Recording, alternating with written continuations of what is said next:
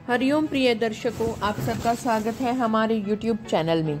18 साल बाद राहु का तूफान मृत अवस्था से जागकर जीवित अवस्था में तुला राशि की 10 सच होने वाली भविष्यवाणियां जो आपके होश उड़ा देगी। मित्रों, कभी कभी जिंदगी में सब कुछ जानते हुए भी चुपचाप रहना पड़ता है और ताकत के बावजूद परिस्थितियों को धैर्य से सहना पड़ता है। ठीक ऐसी ही स्थिति पिछले 4 महीनों से राहु देव के साथ बनी हुई थी। 18 मई से राहु ने कुंभ राशि में प्रवेश कर तुला राशि के पंचम भाव यानी भाग्य और रचनात्मक के घर में कदम रखा। यह वही स्थान है जिसे बड़ी उपलब्धियों, कल्पनाशीलता और आत्मविश्वास का प्रमुख स्रोत माना जाता है, पर असर उतना प्रबल दिखाई नहीं दिया जितनी उम्मीद हर कोई कर रहा था। कारण यह था कि उस समय राहु मृत अवस्था में था। ग्रह वहां मौजूद तो था, पर पूरी शक्ति और प्रभाव से सक्रिय नहीं हो पाया।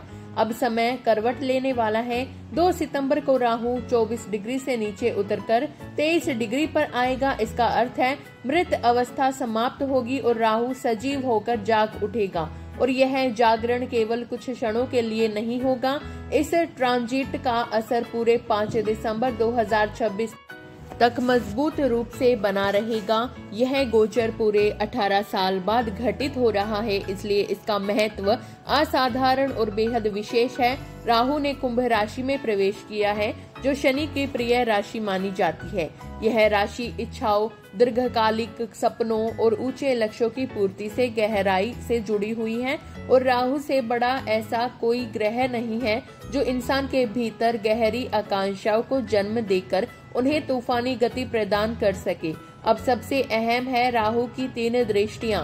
पहली दृष्टि पंचम भाव पर पड़ रही है, जो भाग्य, रचनात्मकता और बुद्धि का सूचक है। दूसरी दृष्टि सप्तम भाव पर है, जो साझेदारी, रिश्तों और नए अवसरों को उजागर करती है। तीसरी दृष्टि तुला राशि पर स्वयं 9वीं दृष्टि के रूप में पड़ रही है, जो धर्म, विश्वास और भाग्य का प्रतीक है। ज्योतिष कहता है बाकी ग्रह कभी धीमी तो कभी तेज हवा की तरह असर डालते हैं, लेकिन राहु कोई साधारण हवा नहीं बल्कि एक शक्तिशाली तूफान है।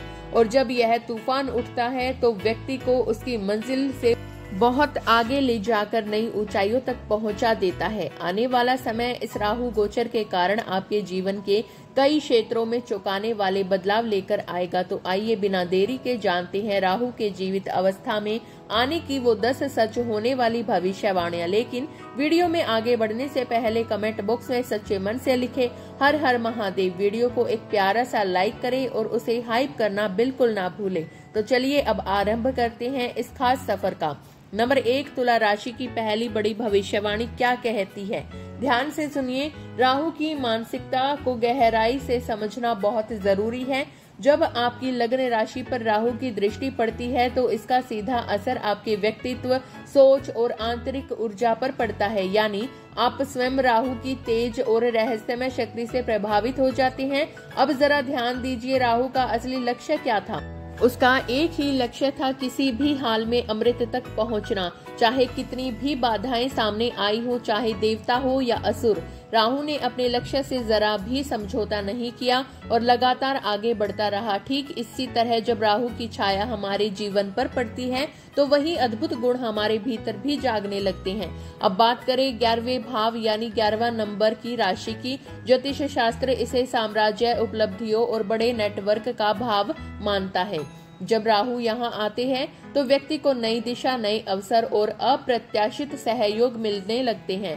खासतौर पर क्रिएटिविटी, कला, नेतृत्व और नवाचार से जुड़े कार्यों में उल्लेखनीय उपलब्धि मिल सकती है। यह समय ऐसे अनोखे आयाम खोल देता है जिनके बारे में पहले कभी सोचा भी नहीं गया था। अगर आपने पहले कोई महत्वपूर्ण निर्णय लिया था और उसमें अड़चनें आई थी, तो अब राहु की यह शक्ति आपको उन समस्याओं से बाहर निकाल सकती है। राहु ऐसे हालात रचते हैं जहां आप रुकते नहीं बल्कि आगे बढ़कर एक बेहतर अवसर को हासिल कर पाते हैं। दोस्तों, राहु का यह प्रभाव हमें यह सिखाता है कि चाहे रास्ता कितना भी कठिन क्यों न हो, अगर लक्ष्य स्पष्ट है तो रुकावटें टिक नहीं पाती। राहु का साम्राज्य यही है, अपने विजन को हर परिस्थिति में पूरा करना। चाहे सामने कितनी भी चुनौतियां क्यों न खड़ी हो। नंबर 2, तुला राशि वालों, अब आइए जरा विस्तार से समझते हैं कि राहु की दृष्टि कहाँ कहाँ पड़ रही है और उसका असर किस किस रूप में हमें देखने को मिलेगा। सबसे पहले बात करते हैं पहली दृष्टि की, जो कि नवम भाव यानी भाग्य स्थान पर पड़ रही है। यह स्थान 3 नंबर की राशि से जुड़ा है और राहु के मित्र की राशि भी मानी जाती है। अब ध्यान दीजिए, जब राहु की दृष्टि भाग्य भाव पर पड़ती है तो इसका अर्थ है कि जिस मेहनत को आपने अब तक किया था लेकिन उसका फल अधूरा मिला, उसमें अब अद्भुत बदलाव आने वाला है, क्योंकि इस समय गुरुदेव भी आपकी अपनी राशि पर विराजमान है और राहु का प्रभाव पूरी तरह सक्रिय हो चुका है। यानी मेहनत अब रंग लाने लगेगी और भाग्य की दिशा धीरे धीरे बदलने लगेगी। यह समय उन लोगों के लिए विशेष है जो लंबे समय से किसी बड़े अवसर की तलाश में है, क्योंकि भाग्य का साथ मिलने पर सपना साकार हो सकता है। सरल शब्दों में कहे तो अब तक जो रास्ता बंद लग रहा था वह धीरे धीरे खुलना शुरू होगा और उम्मीद की नई किरण दिखाएगा। नवम भाव केवल भाग्य का ही नहीं बल्कि पिता और गुरुओं का स्थान भी माना जाता है, इसलिए इस दौरान पिताजी से जुड़े कार्य सफल हो सकते हैं। उनके सहयोग से कोई महत्वपूर्ण निर्णय लेना आसान होगा। अगर आपके करियर में कोई वरिष्ठ अधिकारी, बॉस या मेंटर की वजह से अड़चने थी तो वहां से भी राहत मिलने की प्रबल संभावना है। अब आइए आगे बढ़ते हैं। राहु की अगली दृष्टि हमें आय और लाभ भाव से जोड़ती है, जो आने वाले समय में आपके आर्थिक जीवन को मजबूत बनाने की क्षमता रखती है। नंबर 3, अब आती है दोस्तों सबसे बड़ी भविष्यवाणी। राहु की 7वीं दृष्टि कोई साधारण दृष्टि नहीं मानी जाती, यह सीधी जाकर बैठती है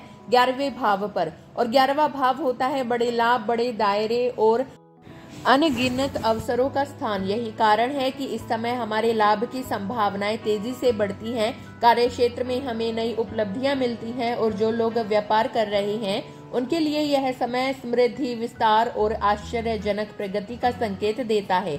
दोस्तों, करोड़पति, अरबपति और खरबपति बनाने वाला कोई और नहीं बल्कि सिर्फ राहु ही होता है। और जब राहु की दृष्टि आय और लाभ के भाव पर पड़ती है तो जीवन में अचानक अप्रत्याशित नए द्वार खुलते हैं जिनके बारे में पहले कल्पना भी नहीं की थी। यही वजह है कि इस समय राहु भाग्य का नया अध्याय लिखने के लिए तैयार खड़ा है।